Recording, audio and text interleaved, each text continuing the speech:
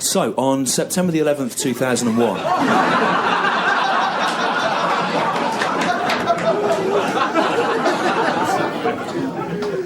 I was actually on holiday, right? That seems distasteful now. But I wasn't to know at the time. You know, I didn't plan it. The holiday, I mean, not the attacks. And I was actually in the city of Granada in southern Spain, right? It's an interesting place. Granada was kind of the last point of Muslim occupation of medieval Europe. It's still a very mixed city. Lots of mosques, lots of churches, lots of Arab Spaniards and white European Spaniards, all getting on fine. And I was walking around there on 9/11, the 9th of November, reclaim the calendar. We invented those dates. I was walking around there on the 9th of November, 9/11, and I went into a little Spanish bar. And on television there was all this film of buildings on fire and things falling down and people running around screaming. And I said to the barman, "Where's that?" In Spanish, "Donde está?" And he said, "Nueva Eureka." And I thought, oh, it's in Colombia or somewhere, it doesn't matter.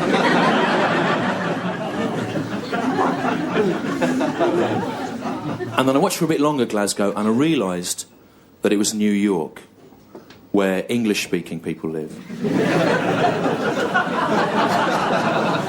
And therefore a terrible, newsworthy tragedy. And I don't know if you remember, do you remember the planes flying into the World Trade? Because we got that on the news in London, I don't know if you had it here. And I don't want to make any assumptions, you know. And so I was watching that in this Spanish bar, and then George Bush came on the television news, and he said, "We are going to get them folks what done this." And that annoyed me for two reasons. One, because it was grammatically inaccurate. And secondly, because you could already see the terrible kind of cultural fallout of what this was going to mean. There was suddenly a horrible tension between the Arab Spaniards and the white European Spaniards in this previously happy bar. And after a while, I couldn't stand the tension anymore. So I went into the gents to do a wee. And a couple of people over there sniggered at the word wee. That's fine. I know this is a tense subject to open with, and I'm happy that the word wee has helped diffuse the atmosphere a bit. So I was standing there in this Spanish bar on the 9th of November doing a wee out of my cot.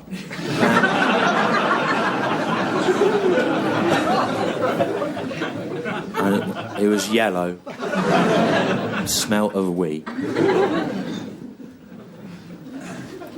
And while I was doing it, this thing happened that happens when you get a bit older, where when you kind of release the pressure on the front sphincter, the back sphincter kind of loosens off of its own accord, you know. And while I was there, this Arab guy came and he stood next to me, but I didn't make eye contact with him because I was embarrassed about the Wii and world news events, but while I was there, because I was a bit older, the front sphincter slackened off, the back sphincter went of its own accord, and suddenly a little fart came out. Right? But it was only a really tiny fart, like the kind of fart a vole might do, or anaphreo. It was a fart that smelt mainly of hair and was comprised principally of ideas. But it was a fart nonetheless, and the Arab guy, he heard the fart. And he looked across at me, and I looked back at him, and he laughed, and then I laughed, and I realised everything was going to be okay. And then I went back into the bar. By now the situation was even worse, even more tense. The room had kind of split along racial, religious lines. There was a horrible tension in the room. And then suddenly Colin Powell went on the television. We invented those names. He's not Colin the Barbarian.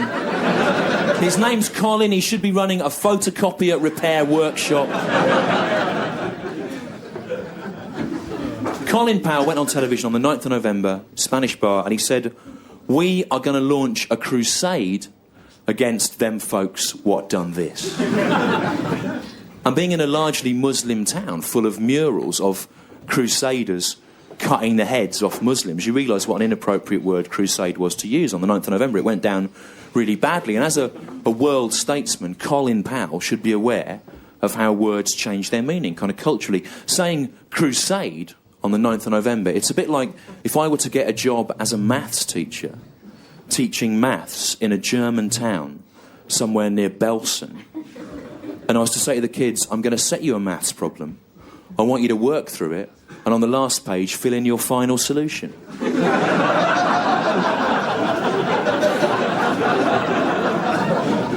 It'd be received badly. And as a world leader, Colin Powell should be aware of these kind of cultural shifts in language. But he said crusade, and it went down really badly. Everyone in the room, suddenly it was an even worse atmosphere than before. And then the Arab guy that I'd had my kind of moment of epiphany, of kind of human trust with in the toilets, he was sitting just in front of me, and he looked across at me with these eyes full of hope, as if to go, what are we going to do?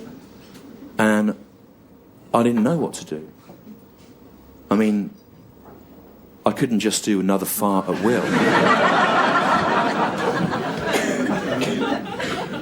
I'm not a 19th century French music hall entertainer. I'm the opposite of that. In 4 main ways that there isn't time to go into now. But someone went, disappointed there. If you seek me out afterwards, I'll clarify the exact position. But I knew I had to do something, so it was my moment. So what I did was I just kind of lifted my leg up like that. And I sort of acted it out. I went, fuck, smell, horrible. And he laughed. And the guys he was with laughed. Gradually the laughter spread all around the room. There was a critic from The Independent on Sunday at the back not laughing. But he didn't really get what I was doing, It was kind of a mixture of the sacred and the profane. It just went over his head. But eventually, everyone in the room was laughing, and I realised that with that one inane, puerile, scatological gesture, I had achieved more for world peace than any politician had all day. Because farts are funny, Glasgow, right? That is the international baseline of all humour, farts, right? And you can be as sophisticated as you like, Glasgow, but at the end of the day, you have to admit farts are funny. And you go, no, we don't actually agree with you, Stu. I saw a hilarious satirical cartoon in the New Statesman at the weekend, satirising EU farming policies. It was hilarious. Was it as funny as a fart? No, it wasn't. But actually, I saw Ian Hislop on television at the weekend, Stu, satirising the government with his voice, going up at the start of a sentence and then down at the end. It was hilarious. Was it as funny as some gas that smells of shit coming out of an arse? No, it wasn't. And nothing Ian Hislop ever says or does or secretly imagines will be as funny as that. And I ran this show in the Edinburgh Fringe Festival, right, in August. And every year in Edinburgh, they have a prize for comedy, right, organised by Perrier, the Perrier Awards. Perrier, of course, owned by Nestlé. Nestlé, top of the World Health Organisation list of unethical companies.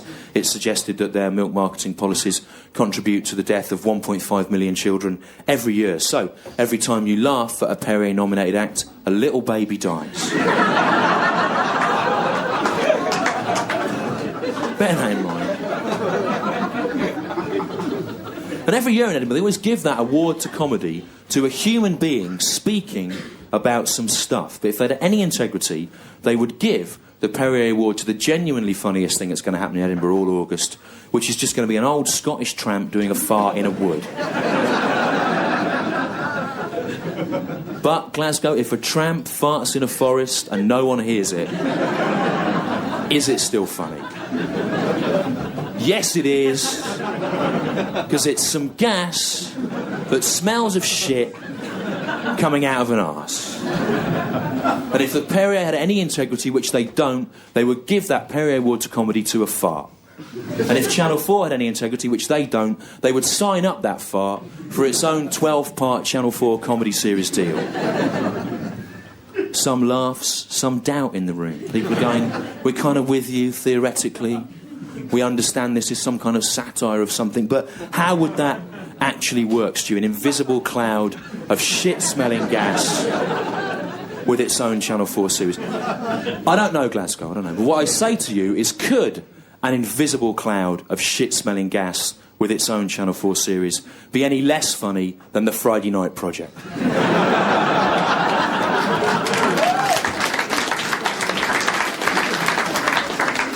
So, the day after the 9th of November, which is the 9th of December, 912, do the math.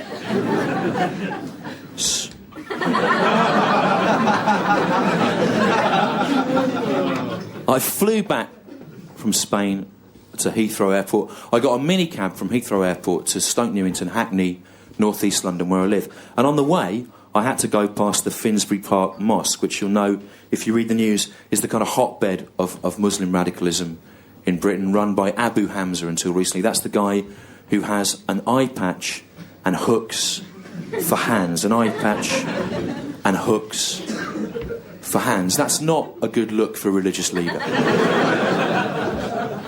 It's a good look maybe if you're considering auditioning for extra work in the sequel to Pirates of the Caribbean. But it's not a good look for a religious leader. The Archbishop of Canterbury does not have an eye patch and hooks for his hands. He has a big, festive Christmas beard in which robins might nest. And that helps us to take his pronouncements on the ethics of the family and modern society more sympathetically than we would if he had hooks for his hands. You'd be suspicious. No, a woman there saying, it's only one hook. I think that it's hooks for hands. I think he's got two. But of course, luckily, the element of doubt's been introduced here. I'm able to go away and check that. If it's factually inaccurate, I can remove it from this video. As I can everything you've said.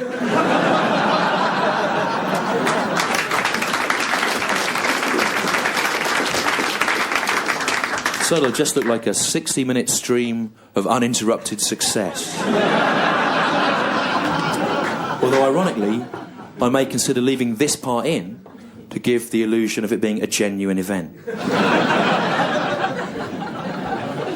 What do you think of that, viewers at home? This is simultaneously dishonest and yet also satisfying. But Abu Hamza, of course, he's in Belmarsh at the moment. He's in the process of being deported to America, where he is guaranteed a fair trial. Irony there, one of the many comic tools we'll be using tonight.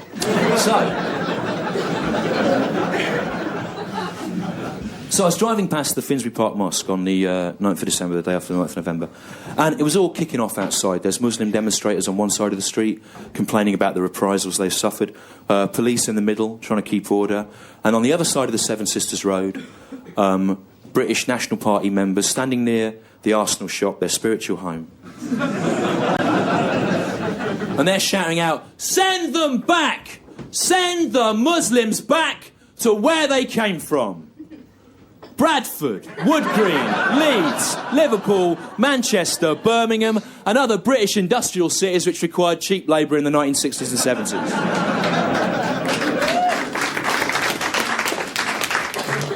And it looked, Glasgow, like there was going to be a full-scale religious race riot. And so I said to the minicab driver, "Stop.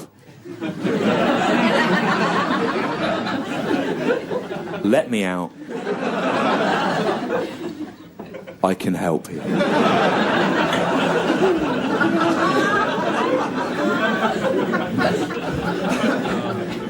And I got out of the minicab, I pushed through the British National Party blokes, I pushed through the police line, I pushed through the Muslim demonstrators, I ran into the mosque, some guy tried to get me to take my shoes off, I don't know what it was about, there wasn't time, I carried on through.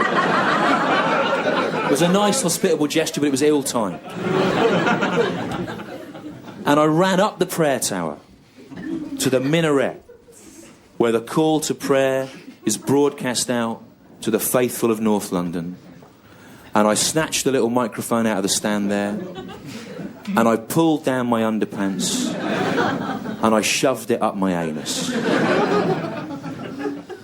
And with a concerted effort of mental and physical willpower, I farted into it. But on that occasion, it didn't really help. In fact, some eyewitnesses to the ensuing carnage were subsequently to suggest that it may have made the situation worse.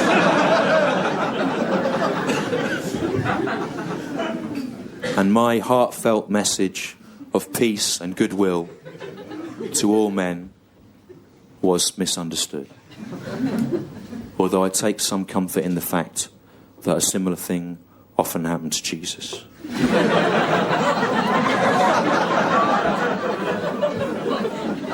I'm not saying that I am Jesus. That's for you to think about at home.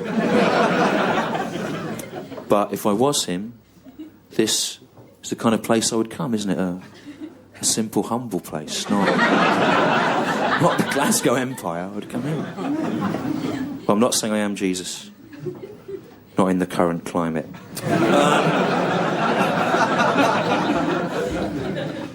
Well, I think there's a kind of European kind of smugness where we look at America's kind of hysterical overreaction to the events of the 9th of November and we go, thanks for that, America, thanks. You've set us off on a course of the destruction of world civilization as we know it. Thanks for that.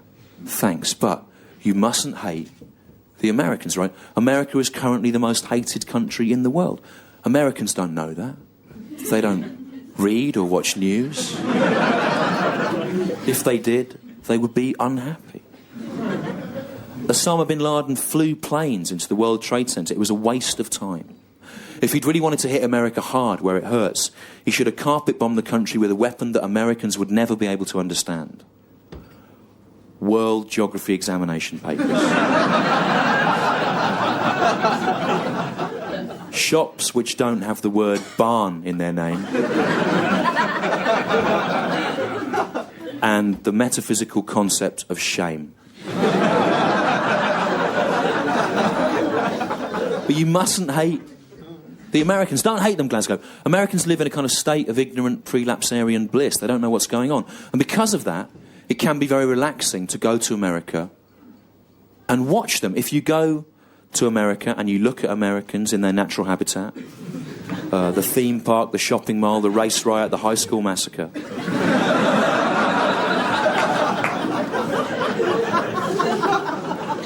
And you watch them walking around, looking at colours and shapes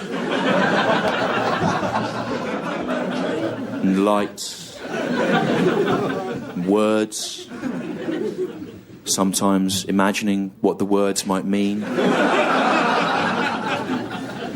It's very relaxing, guys. It's like watching carp in a pond in a stately home. Their mouths opening and closing. It's charming.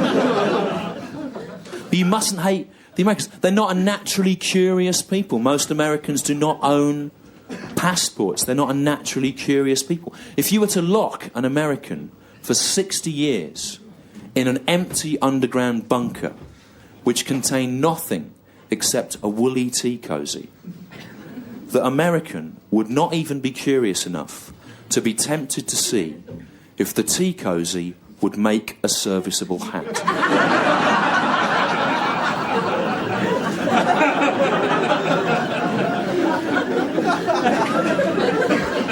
They're far more likely to arrest the tea cosy, intern it illegally in Guantanamo Bay, and then repeatedly anally rape it until such time as it admits that it was actually a member of an Al-Qaeda training cell. Even though at the time of the alleged offence, the tea cosy was actually working as a shop assistant in a branch of Curry's in Wolverhampton. Some laughs there, other people a bit confused. What's he talking about, right? OK, well, again, that's a kind of bit of satire of the fact that some of the British citizens held in Guantanamo Bay were tortured into saying that they'd been in Al-Qaeda camps, even though at the time they were supposed to be there, they were actually working as shop assistants in a branch of Curry's in Wolverhampton. Other people I sense are going, yeah, we know about that. That's not what's confusing us. What's confusing us here in Glasgow is the idea of a tea cosy working as a shop assistant in a branch of Curry's. How could that possibly work? And again, Glasgow, I say to you, I don't know how that would work. But what I say to you is, could a tea cosy working as a shop assistant in a branch of Curry's actually be any less effective than some of the people currently employed there?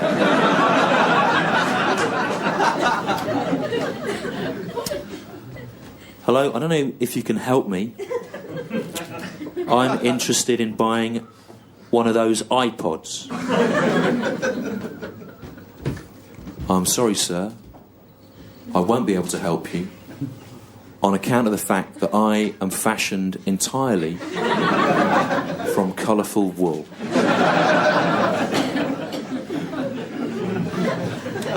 Perhaps you'd like to ask one of my colleagues. The cardigan, the mitten, the balaclava helmet. And again, you'll notice there are a list of 3 things really they ought comedically to build, but the balaclava helmet was a disappointment. It didn't get the laugh one would be hoping for there. And I knew that was going to happen, right? Because like I say, I ran this show in Edinburgh for a month last August, and I thought, I'll be honest with you, Glasgow, I thought the balaclava helmet was going to get a big laugh. Ironically, I've been touring this. The only place the balaclava helmet did get a big laugh was in Aldershot, which is a military town, so they probably have a different kind of relationship with it. But on the whole, people don't find it funny. And I was confused, because for me, the balaclava helmet is one of those inherently absurd items. I thought it would be a good topper there, but it never worked. So the first kind of week of the run, the month run, I kept swapping the order around. I was going, perhaps you'd like to talk to one of my colleagues, the balaclava helmet, mitten, cardigan, balaclava helmet, mitten, whatever. And after a week, still nothing, well, it never got any laughs. Then after about 10 days, one of my friends in the audience, the actor Kevin Eldon, who you may remember from Channel 4's Packing 'Em In the early 90s, his best, the best work he did. And I said to him, why do you think that isn't working? And he said, well, the problem is, all the items in your list are made of wool. And the tea cosy has already said to the customer that it won't be able to help him on account of the fact that it is made from wool. So for the tea cosy to suggest to the customer that he seeks assistance from other exclusively woolen items, you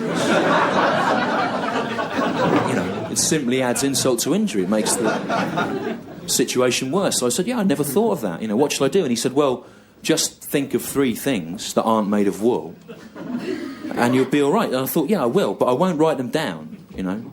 I'll come out every night and I'll just make them up. I'll exist in the moment. I'll trust it to chance. I'll improvise, like Eddie Izzard pretends to do. And when you've tried to do it, you realise why he doesn't. It's hard. It's hard to do. It's much easier to just go in every sentence and give the illusion of spontaneity. So I came out. Let it go. So I came out the first night. I went, yeah, perhaps you'd like to talk to one of my colleagues. And I said, you know, the stick, the wood. And then I said, the toaster. And again, there was no laugh. So I thought, why is that? And I went home and I thought, yes, because the problem is, the toaster is an electrical item, and the people are thinking, is that working in Currys or is it for sale there? Yeah, but I was chasing the problem down. Basically, I realised I needed 3 things that were neither electrical nor woolen, right? But it's quite hard to think of that. Sir, think of a thing. Weather vane. Weather vane. The act of cunnilingus. Weather vane, the act of cunnilingus, and... A banana. What? A banana. A banana. Weather vane, the act of cunnilingus, and banana. Well, admittedly, those are quite good. They're not electrical nor woolen. Weather vane, banana, good. The act of cunnilingus is particularly good because that takes us into an area where concepts are working in a shop. It's good. There's certainly... I was in Aspen, Colorado 2 weeks ago. In America, you beat them hands down. The American audience, their first 2 suggestions were a scarf and a kettle. Woolen and electrical. Straight. Although, to be fair, this wasn't the part of the set they liked least. You know?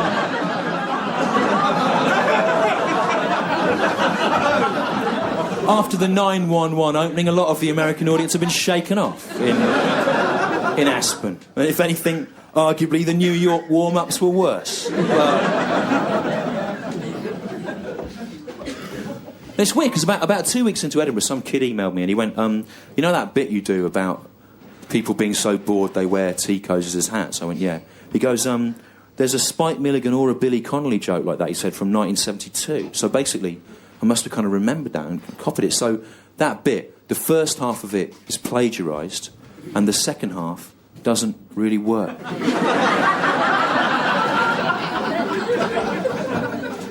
But I was making a number of kind of crass generalisations about Americans, though. I don't really believe any of them. And I did it for comic effect. And I don't understand how anyone can have a kind of generalised view about another nation or race. I certainly don't. And I think it's because I'm different to a lot of you. I'm not necessarily better, but I'm different. And I'm better, let's face it. And I think it's because I feel a little bit kind of removed from your human society, because I'm adopted. I'm an adopted man, and so I'm suspicious of notions of identity or nationhood. For example, I grew up thinking that I was English, right?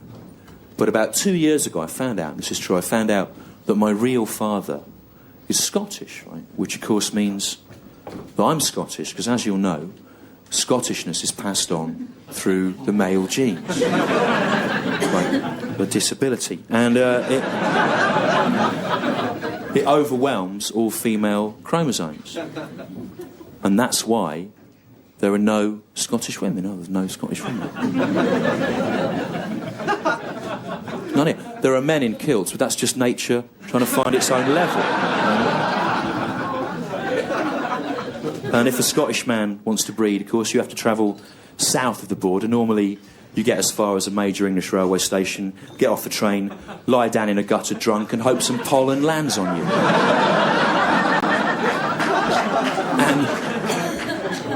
And I can say that, remember, because technically I am Scotch. Yeah, Scotch, yeah. Genetically, if not culturally. But I think that even though I grew up thinking I was English, I think I always knew that I was one of you, you know, because I'd go into school Monday mornings and people would go, "Did you see the sport at the weekend, Stu? The brilliant sport that all men must like, with England winning in it. It was good, wasn't it?" And I go, "No, in fact, it filled me with feelings of revulsion and disgust." Then they go to me, what about the rich tapestry, the tableau of English culture and history? Do you take no pleasure in that? And I go, no, in fact, the whole notion of English culture just makes me feel kind of mentally, physically and spiritually bereft. And they go, what about the English language, the tongue of Shakespeare, Shelley, Blake, Churchill? Does that not stir some residual national pride in you? And I go, no, in fact, whenever I hear an English accent, I have to be physically sick. And I would hear my own voice answering their question, and I would start vomiting as I spoke. So as a child, I hated being English. And yet, conversely, I always harboured secret cravings for shortbread, offal and heroin. Something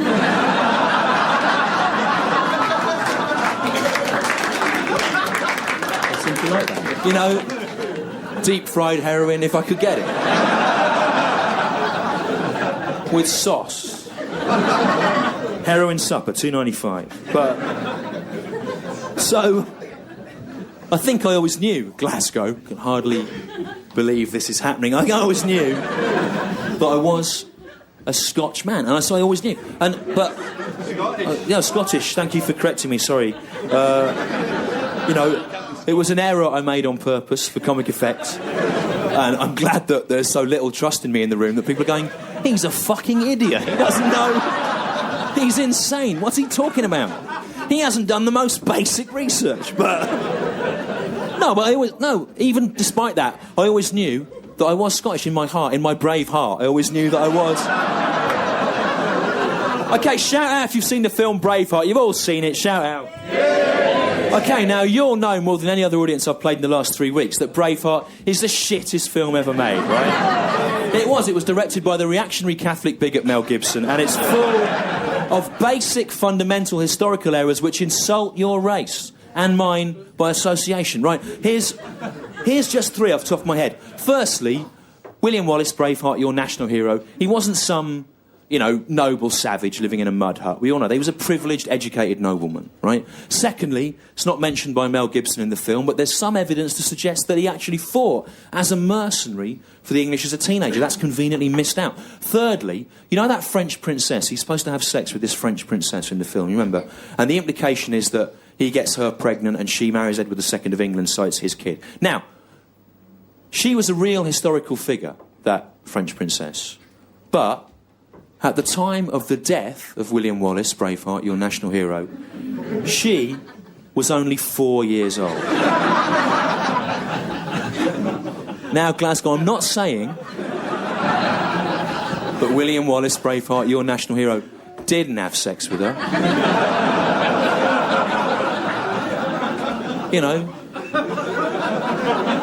He probably did. If I look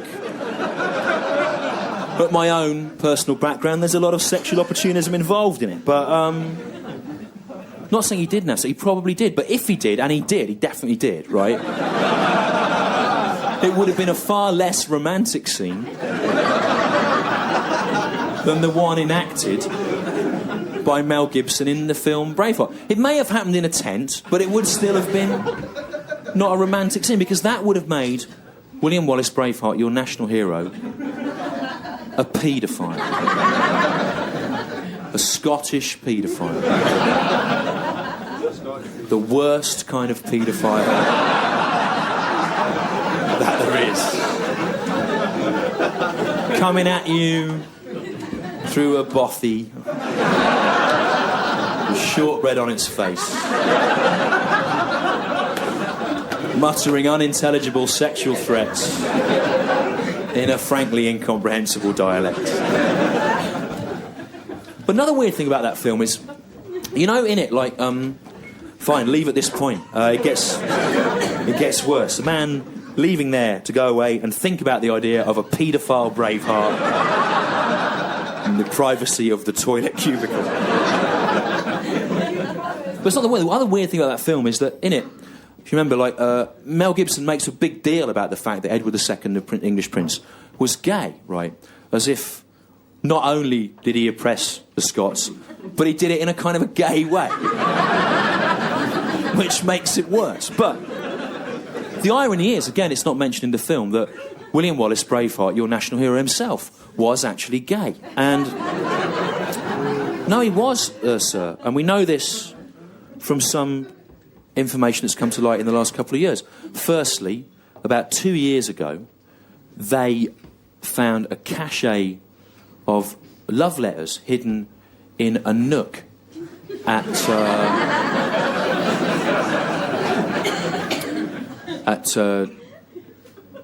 Glamis Castle or somewhere. And the letters were exchanged between William Wallace and Robert the Bruce, and they were full of declarations. They were full of declarations of love and details of their sexual encounters, very vigorous sexual encounters that they had. But that's one thing. Then about a year ago, they found some graffiti on a wall, on an old Scottish wall, on the wall of a broch, actually, which is the Broch of Gurness, which is a real place in the Orkneys. They found it there, and it said the graffiti, which is real, existed. It said, "I am a gay." Signed William Wallace. Braveheart, and the Braveheart bit was in inverted commas, so they knew that meant it was real. It was like a fun nickname, you know, it's like real. So William Wallace, Braveheart, our national hero, was gay. And when I was talking about this in Edinburgh in the summer, people were going, well, why didn't we know about that? You know, why is... And the reason is, because the graffiti and the letters were written in Gaelic, so it wasn't translated. And people are going, well, why wasn't it translated? That's just the ancient language of our nation, of the Scots. Why wasn't it translated? But it wasn't. What Gaelic actually was a very kind of highly evolved form of medieval Scottish homosexual patois. And the clue's in the name, if you look at it, right? Gaelic, that means gay, homosexual gay, and then lich is language or tongue. So Gaelic is literally the language of gays. And, you know, I was booed off at the assembly rooms for saying this in Edinburgh, but it's true, and I don't think it's I think it's really great that our national hero, William Wallace, was gay, because Scotland's always been a much more progressive, liberally minded, and kind of a nation that's not afraid to show its feminine side. And I think that compared to England, which is a very backward, kind of bigoted place, and I think that it's really good that as we enter the 21st century, one of your national folk heroes can embody a kind of progressive notion of sexual identity. I think that's a really brilliant thing, and I wish that some of the English folk heroes, like King Alfred or Robin Hood or King Arthur, had been gay, but they weren't. And it's only William Wallace, Braveheart, the Scottish one, that definitely was gay. And of course another... Sorry? Robin Hood, surely. Someone said Robin Hood was surely. And from they're saying Men in Tights. But of course, the Men in Tights addition to the Robin Hood legend was made in the 1980s by Mel Brooks. The facility to make those kind of tights didn't exist in medieval England. If it had done, maybe they would have worn them. I'm sure that a thin dernier tight is an ideal garment for medieval combat, offering as it does no protection whatsoever to the human leg. But of course, the other major inaccuracy about that film, of course, is in the Middle Ages there was no such country as Scotland. Scotland was actually invented, as you all know, in 1911 by the McGowan Sweet Company as a way of marketing Highland toffee. Because, of course, traditionally we think toffee's better if it's manufactured at a high altitude. Again, I was making a number of kind of crass generalisations about the Scots, about my country. Then I don't believe any of them. Again, I did it for comic effect. But you do meet people who have very fixed notions about other groups of people. I'll give you an example of what I mean. I got in a cab in London in December, and about 5 minutes into the journey, apropos of nothing, early on a Sunday morning, the cab driver turned round to me and he said, "I think all homosexuals should be killed." Now, whatever you think of that, Glasgow, as a statement, you have to admit it's a bold opening conversation. You know, with a stranger. And I was a bit taken aback. I went to him, oh, why do you think that? And then there was a pause, because he'd obviously never had to go to the next level of the argument before. Fraternising mainly with cab drivers, so... well, that was just accepted as a point. So, and he said, well... After a moment, he said, well, because homosexuality is immoral. And I said, this is honestly true, I said, I'm not sure how much weight you can afford to place on the notion of morality in this argument, because morality is not a fixed thing. It changes its parameters culturally, historically, over time. I said, for example, look at ancient Greece. To this day, we still take most of our most fundamental principles about ethics, aesthetics, philosophy, medicine, science, whatever, from ancient Greece. And yet, I said, in ancient Greece, love between two men, far from being immoral, was actually considered the highest, most ethical, most profound, if you will, most moral form of love that there could be. So all I'm saying, I said to him, is I'm not sure how useful morality is, given its flexible nature, as a cornerstone of your argument on this subject. And then he said to me, this is honestly true, he said, well, you can prove anything with facts, can't you?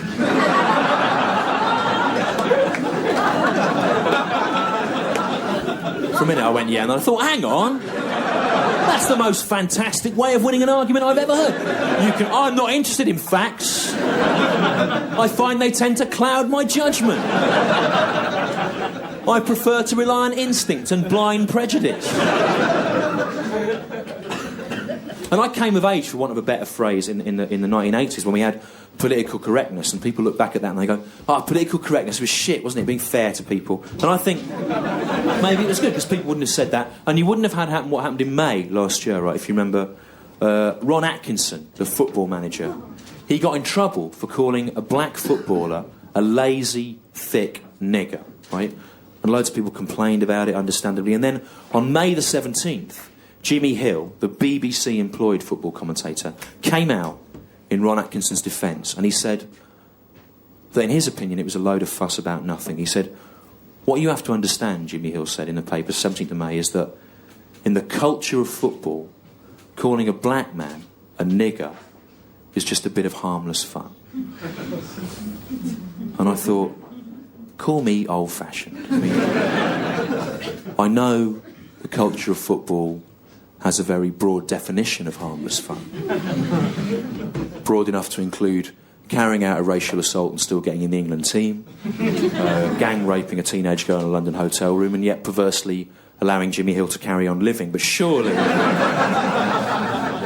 that can't be the case. But Jimmy Hill went on to qualify his statement. He said that in his opinion, calling a black man a nigger was no more offensive than calling him, Jimmy Hill, chinny, because he had a big chin. And again, I read that and I thought, call me a square from the past. But surely the word nigger is more offensive than the word chinny. Because the word nigger comes with a whole weight of cultural and historical significance that it's not really there for the word chinny. You know, there are not people in this country standing for election now on the grounds that people with big chins should be sent back to wherever they came from. Chinland, probably, I don't know, I haven't done any research into it, obviously. And there were not vast swathes of humanity historically enslaved on the grounds that they had big chins. If there had been, all popular culture as we know it would be entirely different. There would not be a blues root underpinning all the late 20th century popular music that you love if the Mississippi Delta had been populated exclusively by disenfranchised ex-slaves with big chins.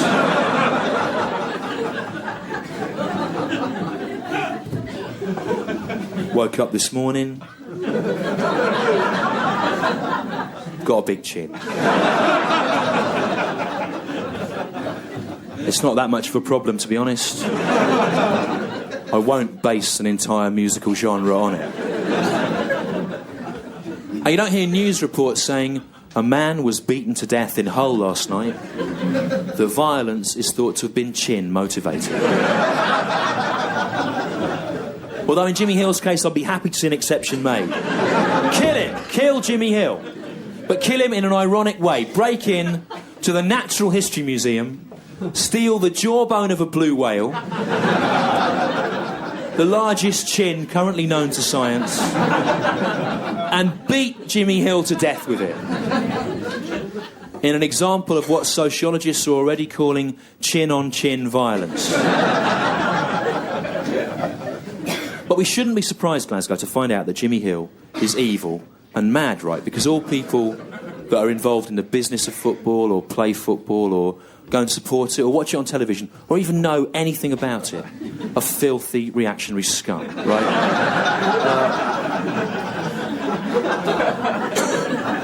Take Gary Lineker, for example, right? Gary Lineker is a twisted, evil man. You're going, no, he isn't, Stu. He's nice. He's like a velvet owl. He isn't, right? Gary Lineker is evil. Gary Lineker chooses to advertise crisps, right? And with the benefit of early 21st century super science, we now know that crisps, rather than being a life-giving health food, as we previously thought, make little children fat and then they die. Right? Now, about 6 years ago, due to a tragic chain of events, I didn't live anywhere for about 4 months. I had to sleep on the floor of an office in West London. And I ate mainly, couldn't cook anything, so I ate mainly crisps from the garage. And during that period, I put on about 4 stone. And someone said to me, do you not know that a single packet of crisps contains your full daily allowance of saturated fats? And I just thought that represented good value. It was Gary Lineker looking after me. Because I trusted his velvet owl face to look after me. But he chooses to advertise crisps. Why does Gary Lineker advertise crisps? He can't need the money. He's on television all the time, isn't he, amusing us? His family run a fresh fruit and vegetable stand in Leicester Market, Lineker's Fresh Fruit and Veg. He could advertise that. He could help to save human lives, but instead he chooses to advertise crisps. Why does Gary Lineker advertise crisps? It can only be that Gary Lineker is sexually aroused by the idea of obese children dying.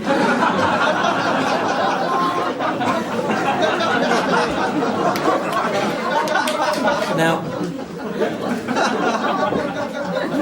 there's one person clapping over there. Of course, remember, for a comedian, the only thing worse than no one clapping is the sound of one person clapping, because it suggests you're out on a kind of a limb.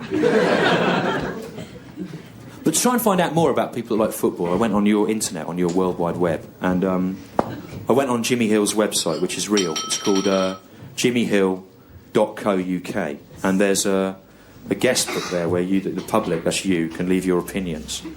And a bloke called Scott had been on it, and I'm not allowed to read out what his actual email address is, but if you go there, you can find it. So, you know, do that. Anyway, he said... Scott says in the guest book of Jimmy Hill's website, he says, I agree with Jimmy's views that Britain is rapidly becoming no more a land which is populated by genuine British people born here. Please don't get me wrong, writes Scott. I am no Nazi or xenophobe, as the pressure groups or government would have you believe. I'm just someone who was born in this country and hates to see it going to pot now. And it would be easy to take Scott's views seriously if he hadn't spelt the word xenophobe Z-E-N-A-P-H-O-B, which of course just means someone who has an irrational hatred of Japanese Buddhism.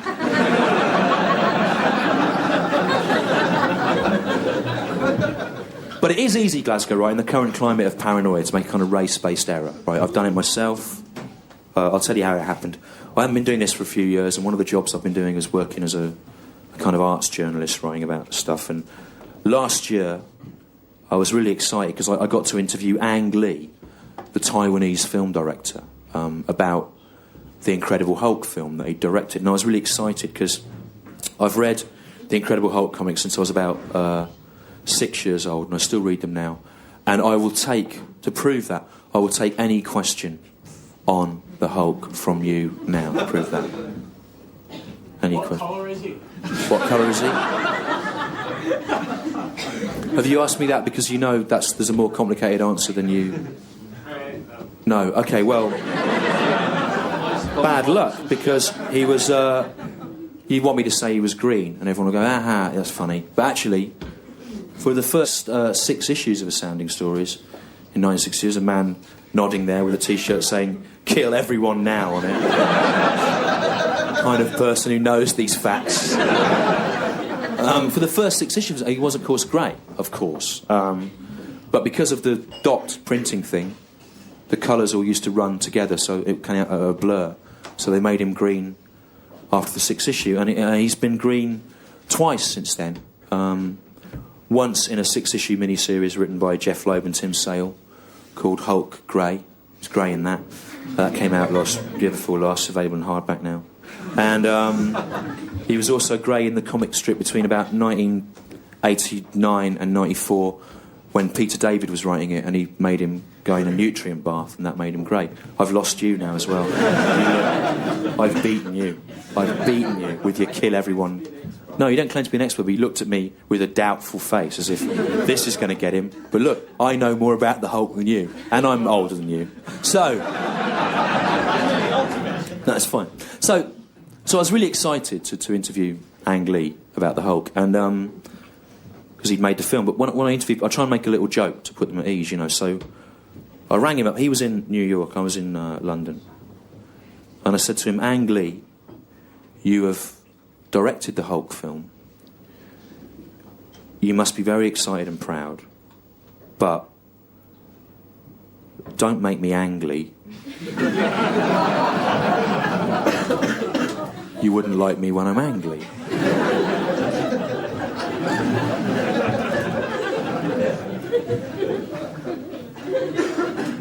Then there was a long, embarrassed pause, and then Ang Lee said, "I'm sorry, what did you say?"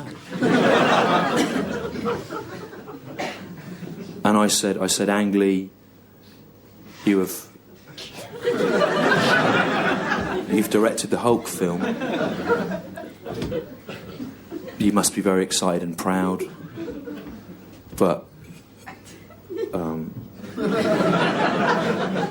don't make me angry. You wouldn't like me when I'm angry." And there was another kind of silence, and then Ang Lee said, "I'm sorry, can you repeat that?" And I said, "There's no need, it was just a stupid joke." And he went, "No, what did you say?" And I said, "Ang Lee, you've directed the Hulk film. You must be very excited and proud, but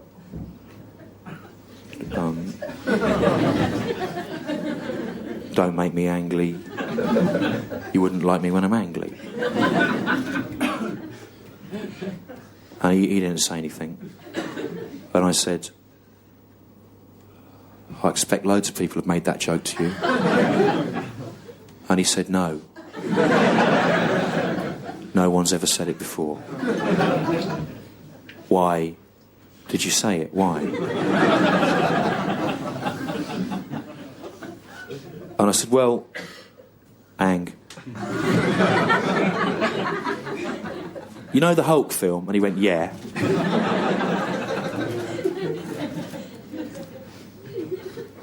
I said, "Well, in that, Bruce Banner, he's the Hulk. He says, 'Don't make me angry. You wouldn't like me when I'm angry.' And your name's Ang Lee, and you directed it." So I said, "Don't make me angry. You wouldn't like me when I'm angry. Because Ang Lee sounds a bit like angry." And Ang Lee said, "No, it doesn't."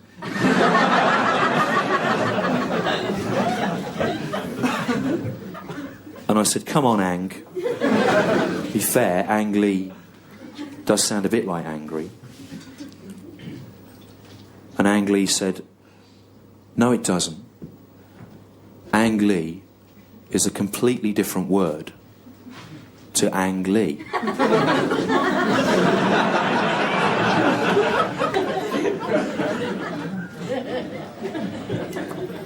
And I said, I'm sorry, can you repeat that?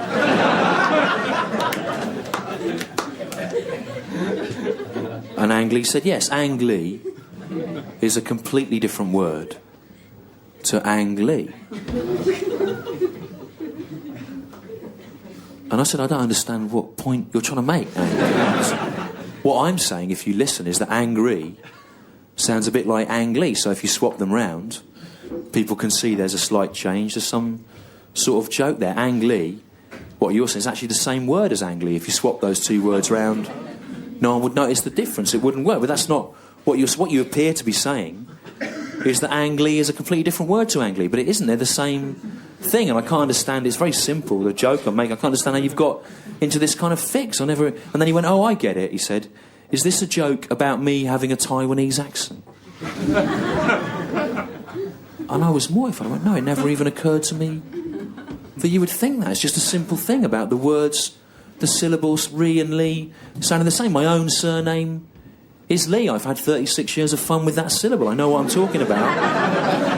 I can't see why you would begin to think. And he went, no, you're anti-Taiwanese. And I went, I'm not. I don't even know where Taiwan is. I've got no interest in it. It's made it worse, to be honest. Then he got you on, then he got a lawyer on from Universal, and I had to shouting at me, saying I had to get my editor on from the paper to stick up for me. We ended up having this kind of four-way argument. It went on for ages. He's going, you're anti-Taiwanese. She was saying, my editor's going, no, he isn't. There's no history of anti-Taiwaneseness at all. And there was this thing, and Ang Lee started shouting at me about it. And I went, well, I can't see what your problem is. Why don't you just listen to the joke? It's obvious. Then in the end he went, don't make me angry. You wouldn't like me when I'm angry. And I said, you've proved my point, you fucking Taiwanese idiot. He said, don't call me that. He got another bloke on, an advisor. I had to get someone else on, the publisher. There's like a 6-way, 2-hour debate going on. In the end, we argued for so long that Ang Lee missed his 2:30 dentist appointment. That's the time that he goes to the dentist, Glasgow. Don't let him tell you any different. He doesn't even need to write it down. They offer him an appointment card, he rejects it. He says, I'll remember it by thinking about my own pain.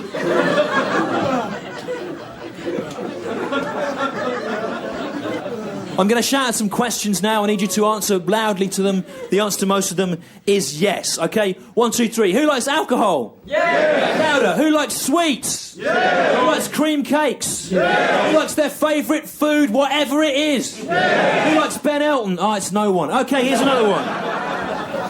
Who likes The Simpsons? Yeah. Who likes Spider-Man? Yeah. Who likes their favourite fictional character from their own childhood? Yeah. Who likes their own beloved mother? Yeah. Who likes Ben Elton? Oh, it's no one again. Okay, here's another one. Who likes snowflakes? Yeah. Who likes sunshine? Yeah. Who likes the universal concept of eternal peace and happiness? Yeah. Who likes Osama bin Laden? Yeah. Who likes Ben Elton? Oh, it's no one again. It's fucking weird. It's weird.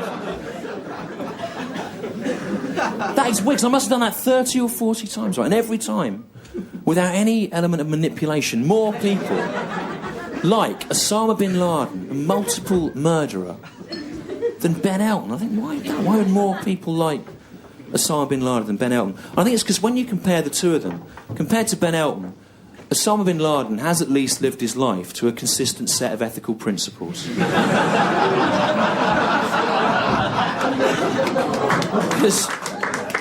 Yeah, clap, let him hear you. So, because people hate Ben Elton, and every now and again a journalist has the courage to ask him why this is. I've seen it happen twice in print, and once on Parkinson. Parkinson said to him, he said to Ben Elton, why do you think everyone hates you? And Ben Elton said, he did. And Ben Elton said, well, Michael, it's because in this country people don't like success. But he was wrong about that. The real answer is much more simple. It's just that in this country people don't like Ben Elton. And they don't hate him through the kind of conduit of the notion of success. They hate him entirely on his own terms because of who he is and the bad things that he's done. And I think if you're my age, you can kind of understand why it is. Because if you're over 35, you'll remember before alternative comedy, when you'd watch comedians and it had no kind of relevance to you, you didn't understand what they were talking about or who they were. And then the young ones came along and all that with Ben Elton, and you felt, oh, at last, something for us. Then, of course, over the years, Ben Elton's changed. He's worked with Queen, who were one of the British bands that broke the cultural embargo on South Africa under apartheid. He's worked with Andrew Lloyd Webber, who's worse than that. And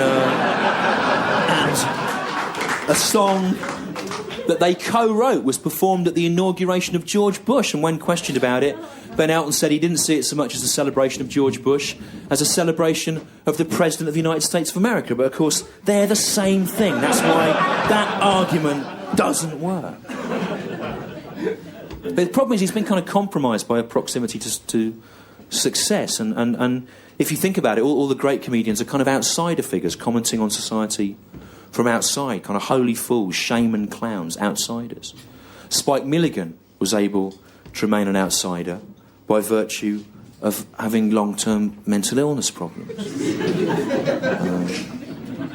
Bill Hicks has been able to remain an outsider because he died of cancer at the age of 33. Michael Barrymore has been able to remain an outsider by becoming the subject of a murder investigation after a man was found dead in his pool. And I admire Barrymore's commitment to this abstract notion of the outsider shaman clown figure, and I think it's good that he's saying it's great to be this late at night in Glasgow talking about this idea. But lately I have more sympathy for what we in the trade call Elton's compromise. Because in the last few years I directed a show, and it was a kind of hit in the West End, and I had to meet loads of famous people on press nights and opening nights. I met Bonnie Langford. Yeah, I met her twice. I met the tall one from the 3 Degrees, Sheila, something her name is. And one night I found myself shaking hands before I realised who it was, with Michael Portillo, right? I looked up, I thought it was the little wooden goblin from the Cuprinol advert. But it was Michael Portillo, someone whose policies I had marched against as a student, or would have done if I hadn't been drunk. With theoretically... But there was worse to come than Portillo. On June the 16th last year, I heard a rumour that Sherry Blair was going to come and see the show, right? And I thought, well, I hope that's not the case. You know, I don't want to have to meet her, because I'm one of 2 million Britons that marched against her husband's war. I think it's unethical. It's going to come back and bite us in the ass, and we'll be in trouble about it for decades once the dust settles. And I don't want to have to be like some E-list celebrity New Labour apologist. I don't want to meet her. No way. And then the next day, the woman from the public relations company for the show rang me up, and she said, I've got some great news. Sherry Blair is coming to see the show, and she wants to meet the cast and the creative team afterwards. And I went, I'm sorry, I can't do it. This is where I draw a line, you know. I said, you don't even want me in the building. If I'm there, I'm going to get kind of political Tourette's syndrome and just do something like fly an anti-war banner off the stage, or make a speech at the end, or just do something to Sherry Blair that'll wipe that, whatever that is, on her face, you know. Make it go. And she said, well, that's a shame, because does this change your mind? She said, she's not coming on her own. She's coming with her guest, who is the president of Scope, the Spastic Society.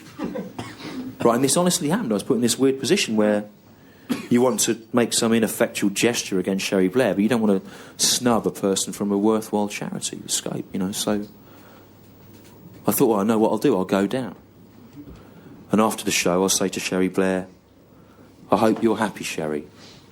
I hope when you look across at Tony every morning, you think of all those thousands of people killed in his war. And I hope you're happy when you think of all those little kids in Baghdad and Basra with their arms and legs blown off, maimed, crippled for life. Then I'll turn to the woman from Scope and I'll go, maybe you can have a rummage round in one of your charity shops, see if you can find them some cardigans.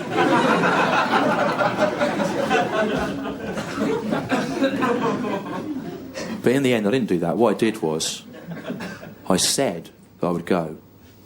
No, I just didn't. Yeah. But we're back talking about the war again, last bit. And like I say, there's this kind of assumption, I think, from us here in Europe, where we look at, particularly in Britain, where we look at America's hysterical reaction to the 9th of November and we think, well, you know, that wouldn't happen here. We wouldn't do that because we're reasonable, sensible people in Britain. But we don't have to look very far back in our own cultural history to see an example of us losing the plot as a nation. And I'm talking, of course, about the death of Princess Diana, the late Princess of Wales. It was in the news again last summer because of the Princess Diana Memorial Fountain, which you'll remember was a rubbish fountain. And fulfilled very few of the job description criteria of fountains. But it's ongoing. It never goes away. I remember when she died. It was about 2 days before the state funeral. I went down to Kensington Palace, where Princess Diana had lived, to look at all the tributes left outside, you know.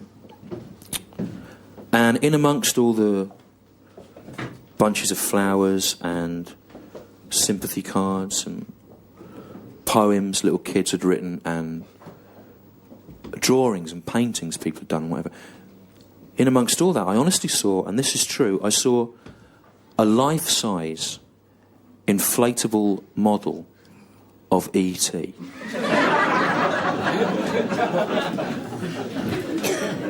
Was honestly there outside Kensington Palace 2 days before the state funeral, and I stood there looking at the inflatable E.T. for some 40 or 50 minutes. And I thought to myself, how did that get there? Who would have thought that that was an appropriate gesture? And I imagined a household somewhere on that awful autumn Sunday morning where perhaps a wife had woken up first and she'd watched the news and she went through to her still sleeping husband and she said, please wake up. I need you to wake up and be with me now. There's been some terrible news. I need you to get up, come in the front room and watch it on the television with me because I can't be alone. So please, wake up. But you know, he's asleep. He's asleep. He's going, what? It's 6:30 on a Sunday morning. I am asleep. I know I'm speaking, but I am asleep. I don't want to get up. I'm asleep. So just, I know you're upset, but just say what it is. What is it? And she'd have gone, please, if you love me just this one time, just get up. And because it's an awful thing and I can't be alone. I need someone to comfort me and share. Just please, get up.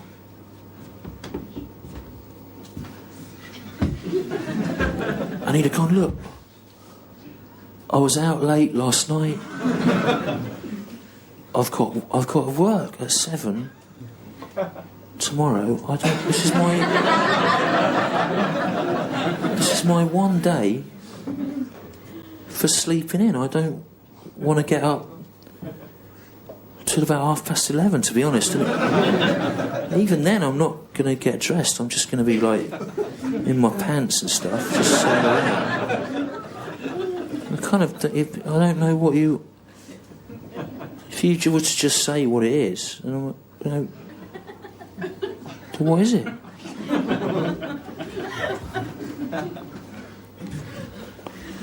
She'd have gone, Princess Diana, Lady Di, she has been killed.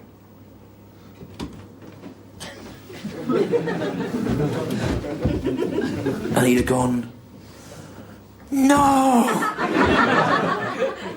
Not the Queen of Hearts.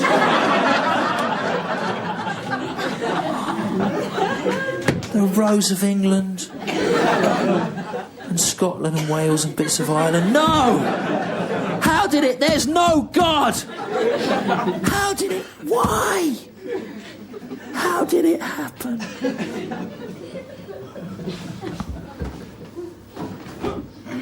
She'd have gone. Was in a car crash in Paris last night. They don't know the exact details yet. But she's dead. So presumably at that point he'd have got up, got out of bed, tried to get dressed, you know, and get some kind of grip on his emotions and his feelings. Calm down his grief. And then he'd have said,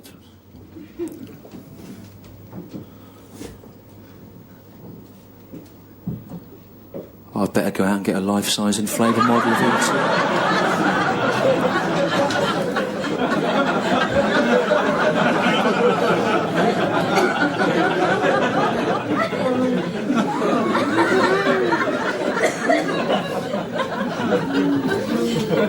You know,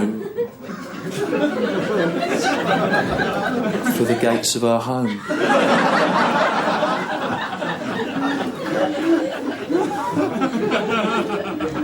And his wife would have said yes. But you'd better hurry because there'll be a rush on those. We don't want to be the only people not putting one there. And I was talking about this on stage in Croydon at the time it happened, and a bloke shouted out, I was there! And I saw that! And it wasn't a life-size inflatable model of E.T. It was a life-size inflatable model of Alf.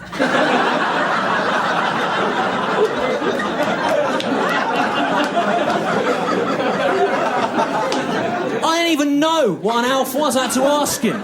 He said, oh, it's an American kids' TV thing. It's an alien, ALF, alien life form. It's like a cross between a pig and an aardvark from space. And it sometimes wears a nappy and it says kind of wise-ass things. And he said he'd seen one of those there. I didn't see an Alf outside Kensington Palace before. And I'm not saying there wasn't one there.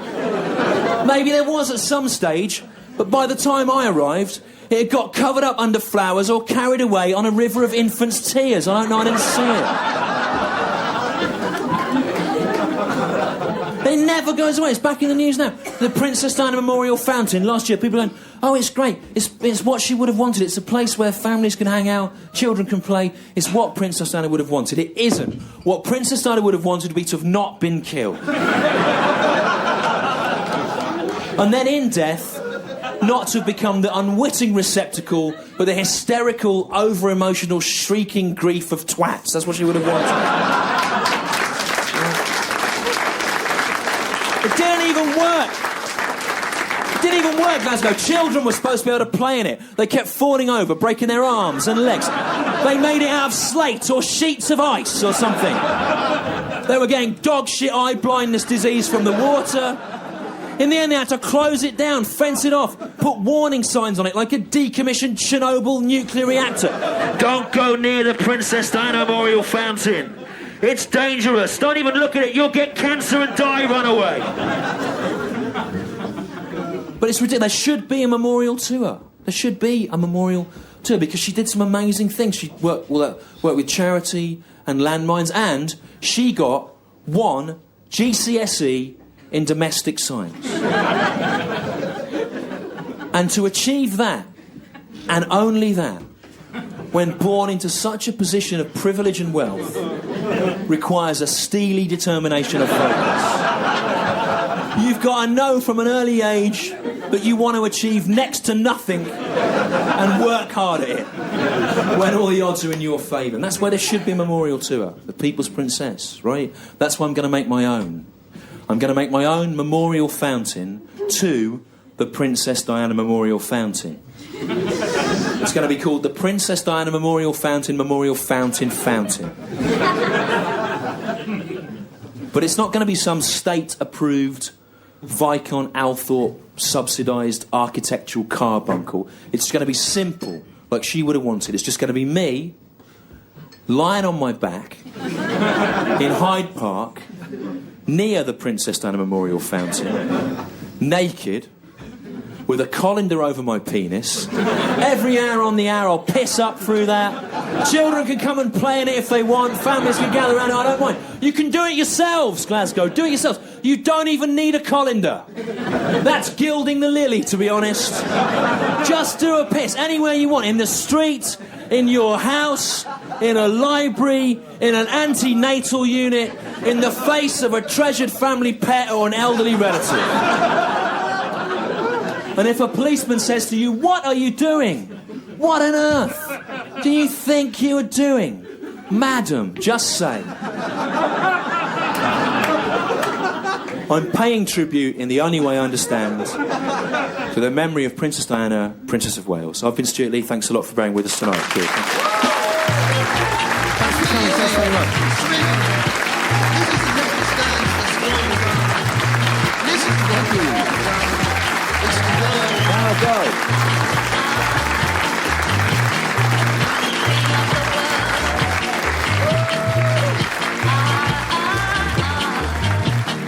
I'm the queen of the world. Listen, people, that's the way it goes. All you got to do is to wiggle your toes. 'Cause I'm the queen of the world.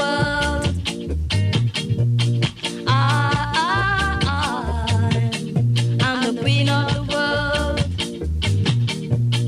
I don't care what the people say. I know that this is the way. 'Cause I'm the queen of the world.